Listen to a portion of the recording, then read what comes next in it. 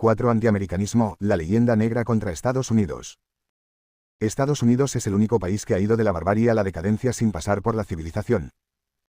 Oscar Wilde.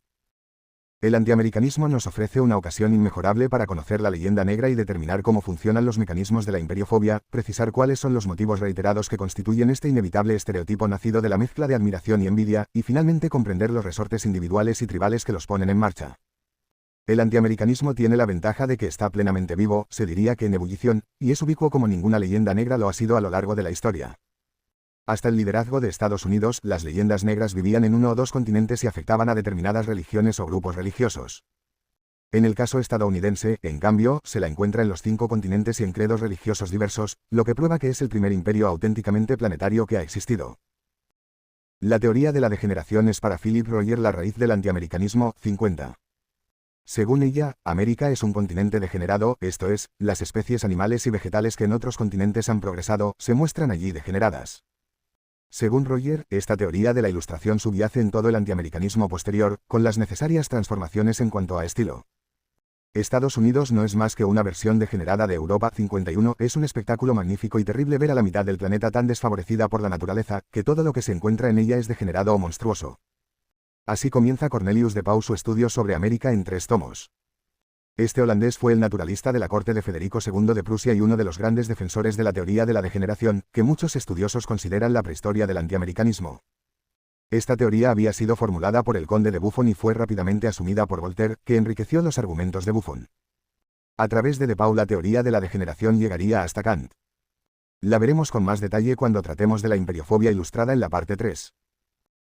En pocas décadas, el antiamericanismo general que afectaba a toda América concentró su atención en los Estados Unidos de América. Evidentemente la teoría de la degeneración no podía resistir mucho tiempo. Los que se opusieron a ella terminaron ganando la partida. Los puntos de vista defendidos por el abate Molina y el coronel Azara casi en solitario en el mundo hispano, y por Jefferson, Hamilton y Franklin en el lado estadounidense, terminaron por imponerse con la ayuda inestimable de la evidencia, véase parte 3. Pero si resultaba hasta cierto punto fácil desestimar la teoría de la degeneración, no era ya tan fácil de refutar que Estados Unidos, en el siglo XIX América comienza a ser Estados Unidos en solitario, era un país social y políticamente inferior. 52. Con el romanticismo, ya no es el clima insalubre y el medio físico el que lleva a la degeneración, sino que son las ideas mismas sobre las que se habían fundado los Estados Unidos de América las que imposibilitan a este territorio para producir ninguna obra de mérito. El triunfo de Estados Unidos, fundado sobre los principios del racionalismo, se había hecho para los románticos sacrificando todo lo bello y lo noble del ser humano. El poeta Nicolaus Lenau expresaba en estos términos lo que los románticos en general pensaban sobre Estados Unidos, con la expresión bodenlosigkeit, desarraigo, creo que puedo indicar el carácter general de las instituciones americanas, lo que nosotros llamamos patria, aquí es solo una especie de seguro de la propiedad. Para Lenau, el americano no sabe nada, no busca más que dinero, no tiene ideas. En realidad, no es que España se considere, en un momento dado, la reserva espiritual del Occidente, es que Europa tiende a considerarse a sí misma de este modo desde el siglo XIX. Lenau había emigrado a Estados Unidos pero no le fueron bien las cosas y regresó en 1833. Sus vivencias allí sirvieron de base a una novela titulada Der Amerika, Mude cansado de América, 53 que no escribió el propio Lenau sino su amigo Ferdinand Kürnberger. Fue un éxito rotundo en lengua alemana y también en inglés con el título de Man Who Became Weary of America. Max Weber se hizo eco de las críticas de Kürnberger en La ética protestante y el espíritu del capitalismo, 1930. A finales del siglo XIX el estereotipo del estadounidense hortera, ignorante, voraz, maleducado e hipermaterialista está ya firmemente asentado en Europa. A ello contribuyeron notablemente los escritos de viajeros, sobre todo ingleses. La literatura de viajes, como veremos luego en el caso español, es una fuente de alimentación muy nutritiva de las leyendas negras. Abre la marcha la británica Frances Fanny Trollope en 1832 con su Domestic Manners of the Americans, 54. La señora Trollope había viajado a América con su hermano para unirse a una comunidad utópica que fracasó. Utopismos aparte, el igualitarismo de la clase media estadounidense lo encuentra intolerable. Su propósito principal es poner de manifiesto que los estadounidenses carecen por completo de refinamiento y buen gusto. Mark Twain, con su habitual humor, consideró siempre que el retrato de la señora Trollope era muy acertado y que no había motivo para indignarse contra esta señora. Poco después, en 1839, se publica Diary in America, with Remarks on Its Institutions del capitán Frederick Marryat. Novelista, marino y amigo de Dickens, el capitán Marryat había luchado contra Estados Unidos en la guerra de 1812, pero este no es el origen de su libro, el cual recoge sus experiencias en un largo viaje por Estados Unidos y Canadá ocurrido unos 20 años después. El libro de Marriott ofendió tanto a los estadounidenses que ejemplares e imágenes suyas ardieron en hogueras en las calles de Detroit.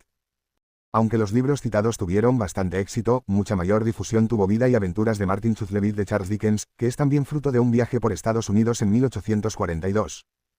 Es una sátira deudora de Swift y de la novela picaresca.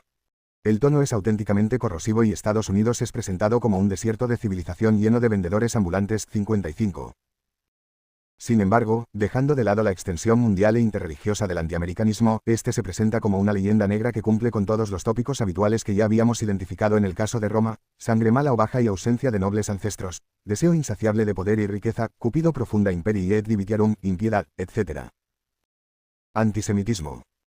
Los prejuicios racistas han afectado a Estados Unidos desde muy pronto. Como era esperable, nace en Francia esta faceta de la leyenda negra estadounidense. Los ataques racistas a Estados Unidos comenzaron con Arthur de Gobineau y su ensayo sobre la desigualdad de las razas. 56. Gobineau considera que la mezcla que se está produciendo en Estados Unidos terminará engendrando una raza sin belleza ni inteligencia que dará como resultado el fin de las distintas razas y además acabará con la clara supremacía de la blanca. Estados Unidos, que está acogiendo a las razas sobrantes de Europa, está mezclando a la raza superior anglosajona y nórdica con otras inferiores.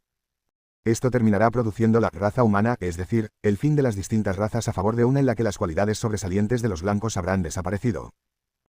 El antiamericanismo tiene algunas semejanzas con la leyenda negra que resultan interesantes porque son rasgos distintivos que precisan o se apartan algo del patrón general. El más notable es el vínculo de la leyenda negra y del antiamericanismo con el antisemitismo.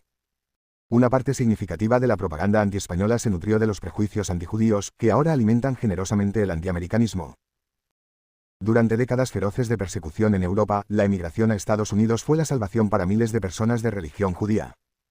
Cualquiera que conozca a algún judío estadounidense puede haber oído de sus labios las terribles historias familiares que, en la mayoría de los casos, guardan en su memoria, heredadas de sus padres o abuelos.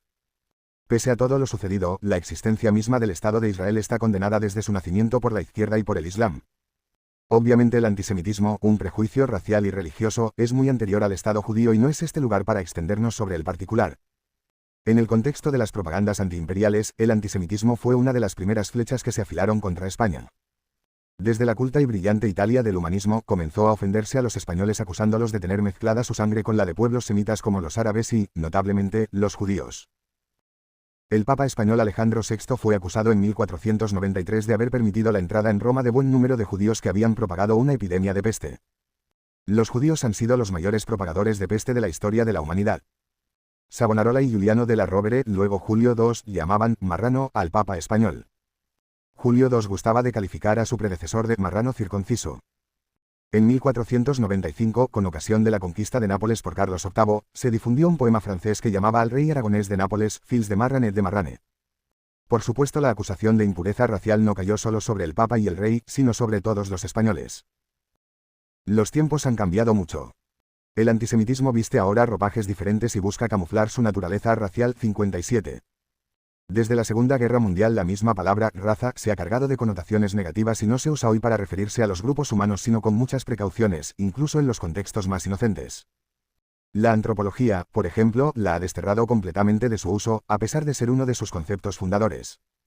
Sin embargo, el prejuicio sigue existiendo, aunque se manifiesta de otras formas. No se acusará a los estadounidenses en estos tiempos de tener sangre impura, pero sí de servir a la causa del sionismo y de defender y apoyar al Estado de Israel. Las posiciones ideológicas van desde los que creen que el lobby judío maneja la política exterior de Estados Unidos y los lleva, abusando de su poder e influencia, a actuar siempre a favor de Israel, incluso cuando esto perjudica al propio Estados Unidos. John Mearsheimer y Stephen Wall, de Israel Lobby and US. Foreign Policy, hasta los que defienden el punto de vista contrario, según el cual Estados Unidos usa al pequeño, pero no inofensivo Israel, para influir en Oriente Medio de acuerdo con sus intereses imperialistas. James Petras, The Power of Israel in the United States. Wall y Mearsheimer culpan al lobby judío de deteriorar la imagen exterior de Estados Unidos y su fuerza moral como defensor de la democracia. 58. En un artículo publicado en Freedom Socialist, periódico online del Freedom Socialist Party de Estados Unidos, con sede principal en Seattle y oficinas en más de 8 estados, Adrienne Weller se pregunta, ¿la relación entre Israel y Estados Unidos, puede la cola menear el perro? 59. Su punto de vista es que las agresiones contra los palestinos solo son posibles gracias al apoyo incondicional de Estados Unidos, a pesar del uso de tácticas genocidas por parte de Israel. Sorprendentemente, Weller no quiere condenar a todos los judíos. No son ellos el objeto de su indignación, que se dirige claramente contra el imperio, pero el pueblo judío no es lo mismo que el Estado de Israel. Esta, sin embargo, es una distinción que mucha gente no reconoce. Al contrario, ellos, los judíos no sionistas, ven la despiadada sed de lucro como la única explicación racional de las atrocidades de Estados Unidos e Israel. La clase dirigente no quiere paz, pues la guerra es indispensable para garantizar su poder y sus ganancias. Haga el lector un esfuerzo por recordar a Salustio, Cupido profunda imperii et divitiarum. Este es solo un ejemplo de los miles que podrían aducirse. Es especialmente significativo porque se produce en el interior de Estados Unidos, donde la propaganda antiimperial vive y se explaya con total libertad. Hubieran servido también un buen ramillete de anécdotas y textos de Gore Vidal o Susan Sontag, pero bastará Noam Chomsky, gran padre judío, estadounidense del antiamericanismo. Y esta es otra semejanza importante de España y Estados Unidos ante sus leyendas negras, la autocrítica. Uno y otro imperio aceptaron, y hasta promovieron desde las instancias de poder, la crítica de sus políticas imperiales, incluso cuando eran excesivas e injustificadas. Los que las hicieron, rara vez sufrieron persecución o represión. En el triángulo fatídico, Estados Unidos, Israel y los palestinos, Chomsky se propone convencer de que Estados Unidos y su aliado Israel son culpables de todo lo malo que sucede en Oriente Medio, hambre, guerra y epidemias. 60. Aquí compara una docena de veces a Hitler con Israel, los sionistas y los judíos. Otro texto memorable es Las intenciones del tío Sam, dedicado a la Guerra Fría, donde Chomsky presenta una serie de atrocidades unilaterales por parte de los estadounidenses, sin referencia alguna a lo que sucedía en el otro bando y a los actos protagonizados por Stalin y sus sucesores. La descontextualización sistemática de las actividades norteamericanas hace que parezcan auténticos monstruos. Es famosa la frase con que Noam Chomsky respondió a los atentados contra las Torres Gemelas. Los ataques terroristas fueron grandes atrocidades. En su escala, sin embargo, puede que no llegasen al nivel de muchas otras, de los bombardeos de Clinton sobre Sudán, por ejemplo, hechos sin ningún pretexto creíble, que destruyeron la mitad de sus recursos farmacéuticos y mataron a un número desconocido de personas. Nadie lo sabe porque Estados Unidos bloqueó una investigación de la ONU y a nadie le preocupa llevarla a cabo. 61. Después añadió, de acuerdo con las estimaciones realizadas por la embajada alemana en Sudán y Human Rights Watch, probablemente provocó decenas de miles de muertes. Más tarde la directora de la ONG citada, Carol Bogert, publicó una carta en la que explicaba que no habían hecho estudio alguno sobre el particular. Al parecer el embajador alemán, no la embajada, después de su cese, escribió un artículo muy antiamericano en el que hablaba de las muertes que podían haber producido los bombardeos. Estos fueron ordenados por los servicios de inteligencia tras los atentados de Al-Qaeda a las embajadas de Kenia y Tanzania, en el convencimiento de que aquellas instalaciones se estaban usando para fabricar armas químicas.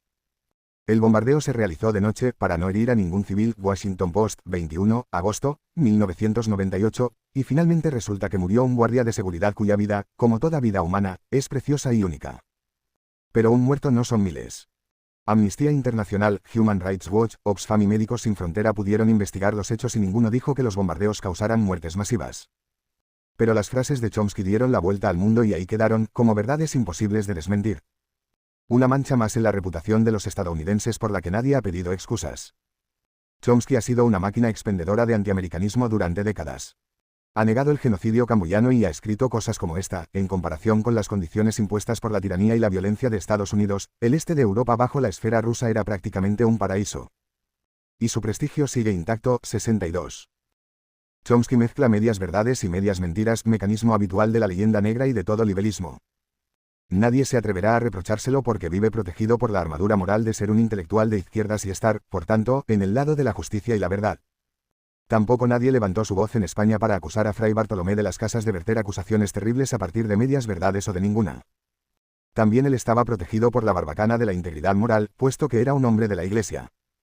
Fray Bartolomé fue escuchado y atendido en las más altas instancias políticas y sociales de su tiempo, exactamente igual que hoy lo es Noam Chomsky.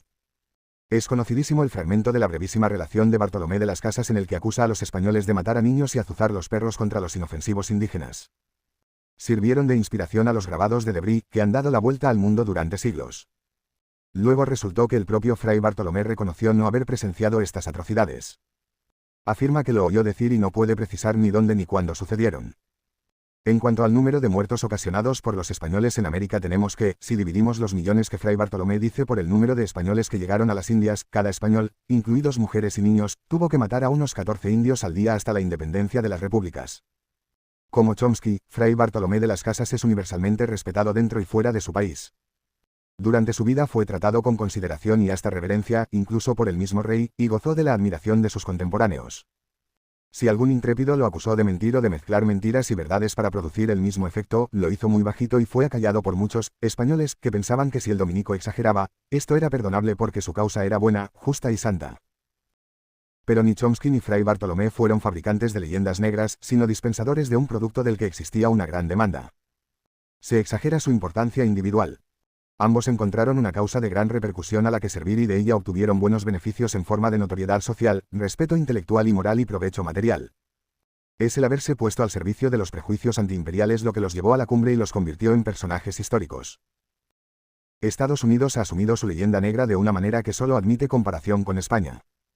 Adoptando el punto de vista de Chomsky, según el cual son los errores de la política exterior estadounidense los que provocan la animadversión del mundo, el Congreso elaboró un informe en 2007 cuyo propósito era mejorar la imagen exterior de Estados Unidos, que era muy negativa.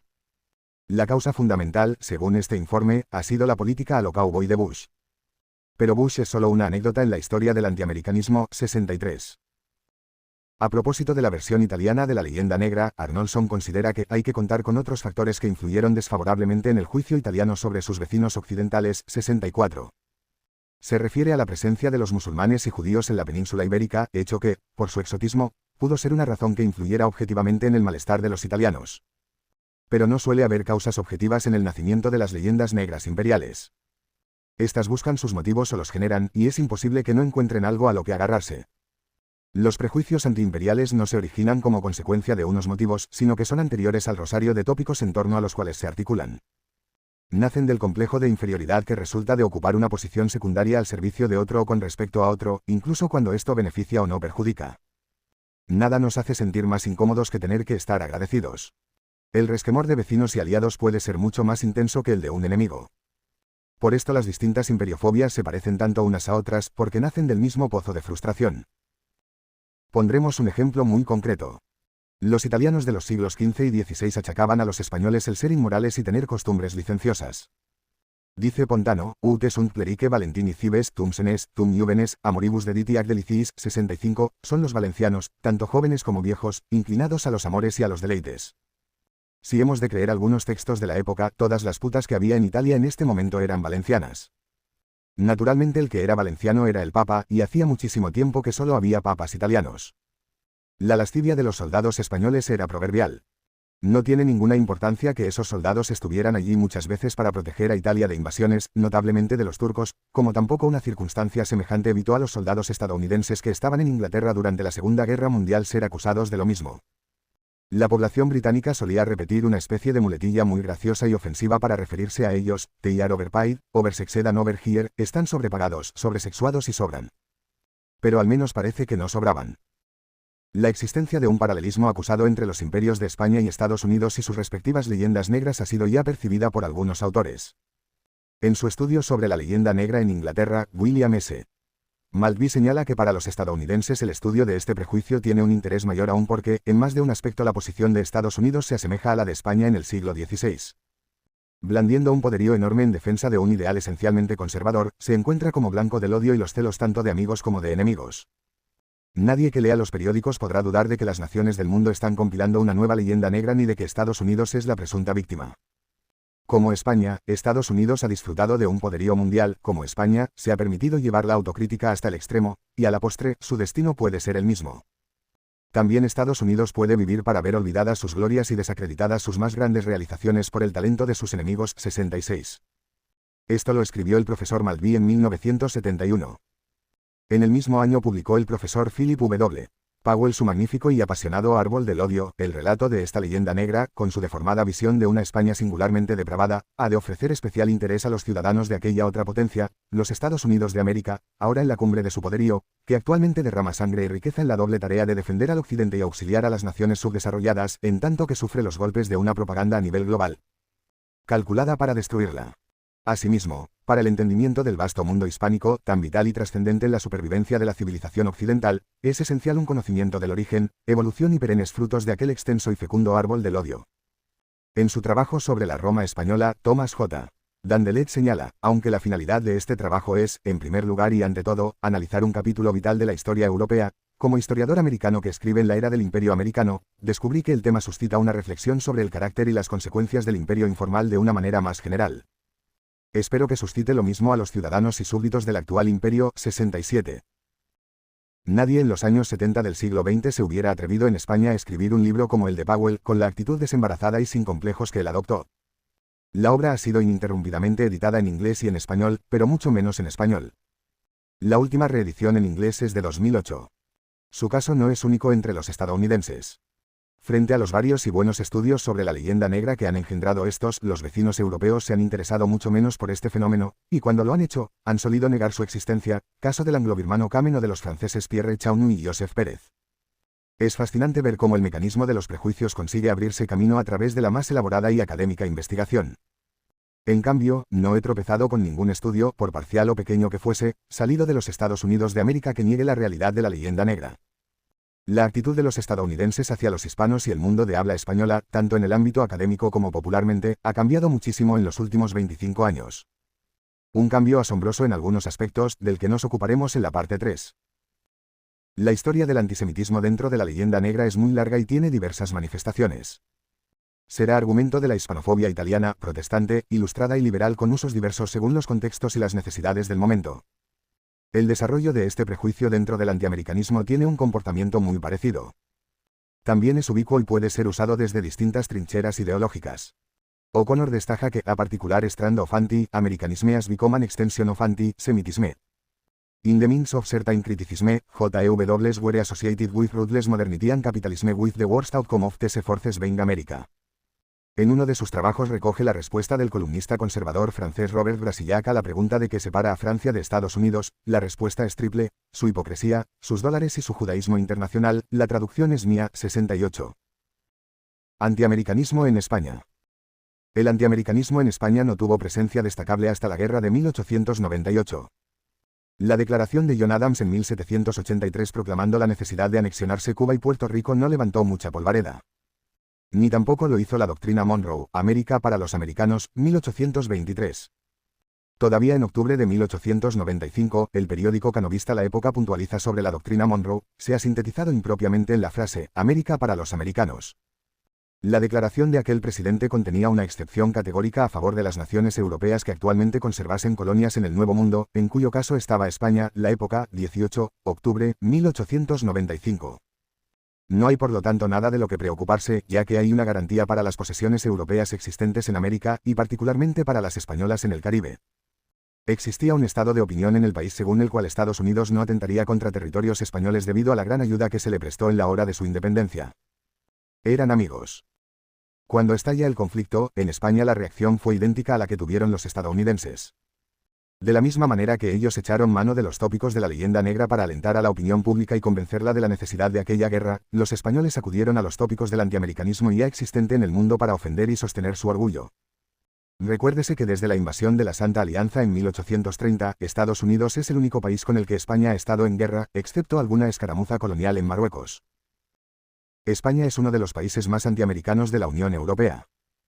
Según sucesivos sondeos hechos por la German Marshall Fund, los sentimientos de España con respecto a Estados Unidos son los más fríos de Europa después de Turquía. 69. Como media, los europeos daban a Estados Unidos un 55 sobre 100, pero en España la cifra bajaba hasta 42. Solo Turquía con 28 está por debajo. Las encuestas del Pew Global Attitudes Project dan el mismo resultado. Según el 2005 Global Issues Monitor de Globescan, el 36,1% de los encuestados en España estaba fuertemente en desacuerdo con la afirmación de que Estados Unidos ejerce una influencia esencialmente positiva en el mundo. Se trata del segundo porcentaje mayor en Europa después de Francia, 39,2%, 70.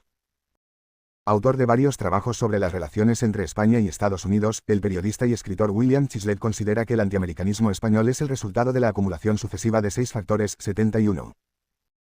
1. La Guerra Hispanoamericana de 1898. 2.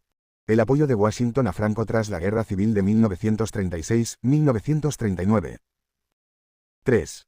El Pacto de Madrid de 1953, por el que se establecieron las bases estadounidenses en España. 4. El poco entusiasmo mostrado por Estados Unidos en apoyar la transición española hacia una democracia tras la muerte de Franco. 5. El apoyo de la administración Reagan a las dictaduras militares de América Latina. 6. Más recientemente, la invasión estadounidense de Irak en 2003. Por lo que se refiere al primer factor, no parece demasiado relevante. Es sorprendente la enorme cantidad de españoles con un título universitario que ignoran hoy día que hubo una guerra con Estados Unidos. No se ha olvidado popularmente la invasión de los franceses ni la presencia de los musulmanes pese a los siglos transcurridos, pero sí la guerra hispanoamericana de 1898. Sin duda, porque los primeros conflictos sucedieron en España misma y acabaron en victoria, mientras que el segundo sucedió fuera de España y acabó en derrota. La acumulación de hechos de arriba, atinada y bien establecida en conjunto, admite una interpretación complementaria. Los factores 2 al 6 pueden resumirse en 1, la influencia de la izquierda. Ciertamente hay una relación entre el franquismo y el antiamericanismo español, y también hay una conexión estrecha, histórica y socialmente muy interesante, entre el antiamericanismo español y Francia. La larga dictadura explica la buena salud de que disfruta hoy día la mentalidad de izquierdas en España. No solo en el hecho del voto, aunque también. Aquí la derecha no gana las elecciones, las pierde la izquierda. Poquísimos españoles tienen el coraje de decir en voz alta que son de derechas. Son de centro. Algún sociólogo debería hacer una interpretación de profundis sobre el hecho reiterado de que en las encuestas que se elaboran cuando va a haber elecciones, las derechas nunca ganan, aunque luego ganen. Y si ganan en las encuestas, es por un porcentaje muy inferior al que luego se da en la realidad. A los encuestados no les gusta decir que van a votar a la derecha, que en España existe como una especie de realidad virtual. Pero lo fundamental es que la mentalidad social aceptada y compartida por la mayoría, la opinión pública, la Vox Populi, es la que determina la izquierda que hay hoy en España y Europa, ya sin tierra prometida y sin dictadura del proletariado, pero con el patrimonio de la brújula moral intacto. El ciudadano de clase media que quiere ser bueno y progresista necesita esa brújula, y por eso la brújula existe. La moral siempre la administra alguien. Esto sucede en España como en Francia, como en el desierto del Gobi.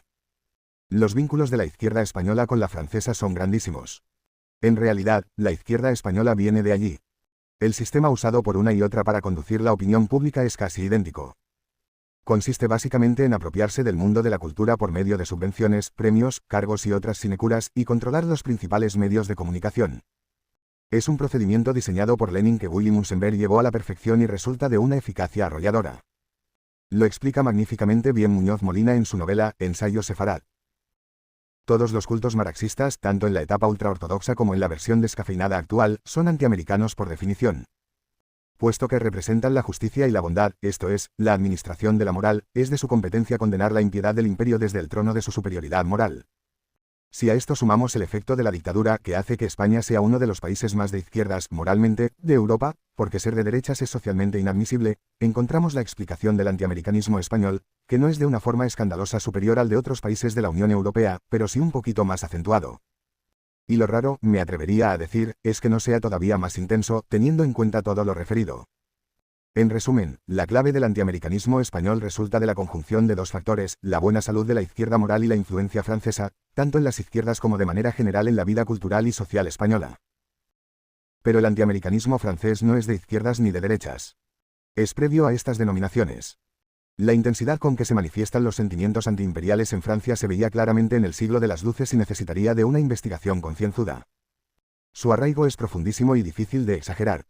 El novelista Henry de Monterland lo expresó por boca de uno de sus personajes: una nación que logra bajar la inteligencia, la moral, la calidad humana en casi toda la superficie del planeta es algo nunca antes visto en la historia. Este es un matiz muy habitual de las leyendas negras, el imperio es lo nunca visto, un género de maldad tan inaudito que carece de precedentes. Recordemos que el jefe caledonio Calgaco dijo de Roma que era un caso único en el mundo, refiriéndose a su capacidad para el latrocinio y la destrucción. También se dijo de España, y ahora de Estados Unidos. Y concluye Monterland, acusó a Estados Unidos de vivir en un permanente estado de crimen contra la humanidad, 72. La lista de promotores del antiamericanismo en Francia que ofrece Philippe Royer es espectacular: Baudelaire, Stendhal, Charles Maurras, Jean, Paul Sartre, Simone de Beauvoir, Jean Baudrillard. Además es ajena por completo a la ideología política y se da con igual intensidad en la derecha y la izquierda. El antiamericanismo de Gaulle era proverbial. El general se decía incapaz de soportar el poder de los americanos, que no tenía, según propia confesión, más remedio que tolerar porque el peligro soviético le parecía demasiado serio. Durante la guerra de Irak, Max Gallo en el semanario Le Point sacaba la conclusión esperable: los americanos, arrastrados por la ibris de su poderío militar, parecen haber olvidado que no todo puede tratarse por la fuerza de las armas, que la gente tiene una historia, una religión, un país. Como han incurrido en el pecado de ibris, Némesis no tardará en reequilibrar la balanza distributiva, y eso es lo que anuncia Emmanuel Todd, 73. El propósito de Todd es proporcionar argumentos que alivien el pesar de los que aguardan la caída del imperio norteamericano y no acaban de verle el fin. La actividad profética había decaído mucho en las iglesias izquierdistas desde la caída del muro, pero Todd está decidido a recuperar el esplendor perdido valiéndose además del ropaje de la ciencia que sirve para todo en estos tiempos. Todd es historiador y demógrafo profesional, y el libro ha sido un éxito en Francia. Su punto de vista es sencillo: hay una sola amenaza a la estabilidad global en el mundo de hoy, la de Estados Unidos, que ha pasado de protector a depredador. El contenido puede resumirse en que, como el terrorismo no tiene solución, esto llevará a un estado de guerra permanente que debilitará cada vez más al imperio. A esto se debe sumar que la bajada de la natalidad equilibrará a los países emergentes y la subida de la alfabetización les traerá prosperidad. Todo junto provocará el derrumbamiento del poder estadounidense. Se le podría responder con una frase que Quinto Petilio dijo a los rebeldes bátavos: Optingentorum anorum fortuna disciplinae con pages aequo aluit quae convelis sine exilio convelentium non potest, Historia IV, 74, 800 años de prosperidad y disciplina han consolidado esta enorme máquina del Imperio Romano, el cual no puede ser destruido sin derribar también a aquellos que lo destruyan. La traducción es mía. El antiamericanismo ha producido hasta hace muy poco escasos estudios serios y no ha sido asunto que haya atraído el interés ni de los sociólogos ni de los intelectuales. Para Paul Hollander esto es debido a que no se considera materia digna de un análisis minucioso.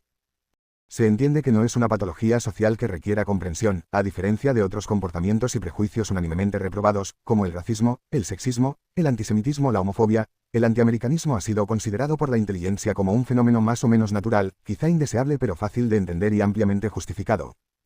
Las palabras de Hollander se asemejan muchísimo a las que Powell escribió para referirse a la leyenda negra española. Es lamentable en extremo que los mitos de la hispanofobia lleven la etiqueta de la respetabilidad intelectual. Esto contrasta con prejuicios tales como el de la supremacía blanca o el denominado antisemitismo que, muy al contrario, no llevan tal pasaporte. 74. Y esta es otra semejanza más entre la leyenda negra y el antiamericanismo que merece destacarse: la respetabilidad intelectual del prejuicio. 75. Ya sumamos 3, autocrítica y misericordia, antisemitismo y respetabilidad intelectual. El antiamericanismo, como todas las leyendas negras, nace en el subsuelo de la frustración y es un fenómeno que tiene que llegar a la superficie maquillado, o sea, justificado por una serie de causas. De otro modo no servirá para aliviar el malestar que lo ocasiona. Brota en las profundidades abisales de los pueblos que tienen que vivir en la órbita de otro pueblo más poderoso, en general, por su propio interés, hacia el que proyectan complejos y resentimientos. Estos se manifiestan en la superficie como una demonización, con algunos rasgos divinos, que es capaz de saltar por encima de los siglos a poco que haya alguna circunstancia que les sirva de asidero, como es el caso de España, que dejó de ser un imperio pero no desapareció de la faz de la tierra. Convive frontera con pueblos que en otro tiempo temieron su poder. Además unió su destino al del catolicismo, lo que significa que el triunfo del protestantismo hace y hará perdurar sine die el estereotipo del demonio español. Y para colmo, por si algún detalle faltaba, el mundo hispano, no España, está todavía haciendo su Edad Media y nadie puede predecir qué sucederá con esta parte del mundo, que no es precisamente pequeña, cuando salga de la adolescencia. Aunque Paul Hollander considera que el antiamericanismo ha sido desdeñado por los intelectuales y estudiosos, y esto es en gran medida verdad, la conmoción que produjo la destrucción de las Torres Gemelas en 2001 ha motivado un interés creciente, aunque sin exceso, por comprender qué clase de odio puede provocar un acto semejante, lo que inevitablemente ha llevado a tropezar con la leyenda negra norteamericana. Por primera vez han aparecido libros dedicados en su totalidad a estudiar y explicar el antiamericanismo. Uno de los primeros intelectuales en tomarse en serio este fenómeno mundial fue el filósofo francés François Rebel. Defensor sin fisuras ni romanticismo de la democracia liberal, ya en Sin Marx ni Jesucristo había expuesto algunas reflexiones interesantes sobre la intelectualidad europea y el antiamericanismo, pero en 2002 le dedica un libro completo. 76. Para Rebel el ataque a las Torres Gemelas y la caída de los regímenes soviéticos, en contra de lo que pudiera esperarse en un principio, han provocado una intensificación del impulso totalitario. El filósofo francés reconoce que hoy como ayer un libro que trata de Estados Unidos tiene inevitablemente que bregar con la desinformación sobre Estados Unidos, una tarea inacabable y abocada al fracaso porque esta desinformación no es el resultado de errores perdonables y corregibles, sino la consecuencia de una profunda necesidad. El mecanismo de la gran mentira que cerca a Estados Unidos por todos los frentes y el rechazo de todo lo que pueda refutarla es un reflejo de la mentira equivalente que rodeó la Unión Soviética desde 1917, 77. Rebel llama la atención sobre la costumbre siempre de moda de atacar a Estados Unidos como la plaga y la fuente de todos los males del mundo. Su propósito en este libro, como en otros, es exponer la contradicción flagrante que existe entre el hecho de que la mayoría de los ciudadanos en los países democráticos son bastante felices con su situación y disfrutan de un razonable bienestar, y los ataques constantes que los estados libres reciben desde cierta izquierda. Para Rebel, el antiamericanismo es una de las facetas inevitables y más conspicuas del odio a la democracia liberal. Esto es en gran medida cierto, pero cubre solo una parte del problema. La leyenda negra norteamericana, los prejuicios y el odio hacia Estados Unidos nacen de su condición de imperio, no de su condición de democracia. Si Estados Unidos no fuese una democracia pero fuese un imperio, tendría igualmente una leyenda negra que lo perseguiría. Cambiaría el matiz, pero no la sustancia de los hechos, como demuestra claramente la comparación entre distintas leyendas negras y el caso de Rusia, como luego veremos. La Europa alejandrina y Estados Unidos. La relación de los intelectuales con el imperio suele estar presidida por una curiosa ambigüedad. Las críticas rituales y obligatorias no pueden faltar. Ahora bien, eso no les impedirá en la mayoría de los casos aprovechar las nuevas oportunidades que el imperio ofrece. Las críticas, más acerbas o menos, no suelen alcanzar el punto de ebullición, es decir, aquel en que traerían verdaderos problemas a quien las ha expresado o escrito. No abundan los intelectuales dispuestos no ya a sacrificar vida o libertad, sino la mera comodidad personal a un ideal de independencia. El ritual de oposición al poder será el necesario para mantener la coartada de la integridad y el orgullo frente a uno mismo y ante los demás. Pero ni un paso más. El intelectual procurará, por la cuenta que le tiene, cuenta que suele llevar muy al día porque en general son poco dados al sacrificio personal, comer mal, vestir pobremente, incomodidades, no convertirse en un individuo realmente problemático hasta el punto de ser apartado de la visibilidad. Evitará ciertas actitudes y afirmaciones que le veden el acceso a los grandes salones porque suelen sentir predilección por la vida cortesana, ya pertenezcan aquellos a un don Pedro de Toledo, virrey de Nápoles y gran mecenas, o a los departamentos de alguna de las grandes universidades estadounidenses. El aprendiz a escritor progresista y antiimperialista europeo que hace el pino para que lo inviten a Berkeley o Stanford es el mismo humanista italiano que buscaba el amparo de Fernando el Católico o Felipe II, mientras se quejaba y hasta hacía versos satíricos sobre la presencia de los españoles en Italia.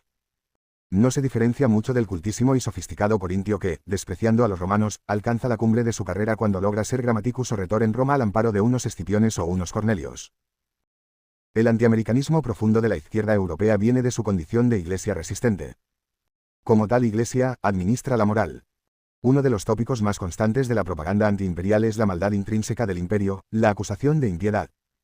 El imperio no respeta los principios morales, ciertos códigos que deben ser respetados, lo cual de modo automático les hace indignos y malvados, y sobre todo merecedores de castigo. Lo vimos en el caso de Roma y lo veremos en el de España. Los profetas bajo la forma de intelectuales europeos y no europeos que han predicado incesantemente contra Estados Unidos son, en su mayoría, de credo autodenominado progresista, aunque hay demás clases. Han proclamado la miseria moral estadounidense y han profetizado su destrucción durante décadas. La vertiente profética del marxismo ha sido magníficamente bien estudiada por Raymond Aron, como ya indicamos.